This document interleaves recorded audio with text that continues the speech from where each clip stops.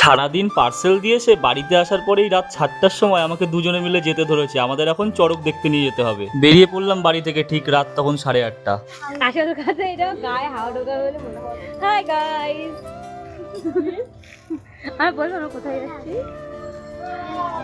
সত্যি বলতে কি জানো, আমারও ইচ্ছে করে যে বাড়ির মানুষগুলোর সাথে একটু সময় কাটাই, কিন্তু আমার যা কাজের চাপ সময় হয় না। আর যখন পার্সেল কম থাকে তখন তো কোনো অকেশনই থাকে না। ওই যে বললাম 8:30টার সময় বাড়ি থেকে বেরিয়েছি, আমাদের এই চাষি কলোনিতে আস্তে আস্তে বেজে যায় ঠিক 9:45। এসে কপালটা তো খারাপ, আমরা চড়ক আর দেখতে পেলাম না, চড়ক ঘোরানো হয়ে গেছে। এখন শুনলাম যে একটা কালী নাচ দেখতে পারবো, কালী আসবে। হঠাৎ করে শুনতে পেলাম আজকে আর কালী চালান হবে না।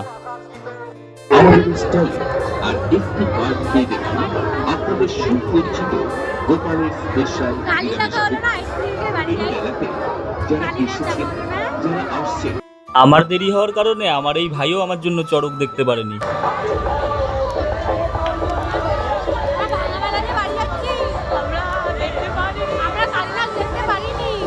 আমার বোন আর বউ খুব আশা করে বাড়ি থেকে বেরিয়েছিল যে ওরা একটু চড়ক দেখবে, তো দেখা তো হলো না। আমি ওদের বললাম চাপ নিস না, কালকে আমাদের তাহেরপুরে হবে, কালকে দেখতে নিয়ে যাবো ওখানে।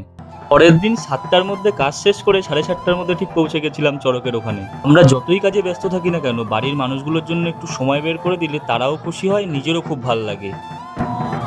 এত লাইটের ওই যে এগুলো আসছে,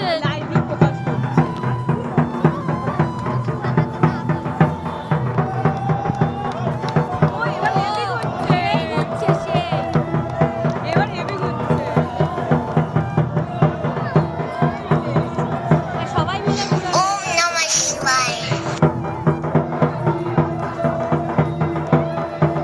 ওই দেখো পড়ে যাচ্ছে দড়ি দিয়ে। হ্যাঁ ওই দেখো ওখানে ঘোরাতে পারছে না, ঘোরাতে পারছে না, দেখো ওই দেখো কি করে ঘোরাতে পারছে না, ওখানে অতগুলো ওটা ছিঁড়ে গেছে। কি হয়েছে? পড়ে গেছে। আস্তে আস্তে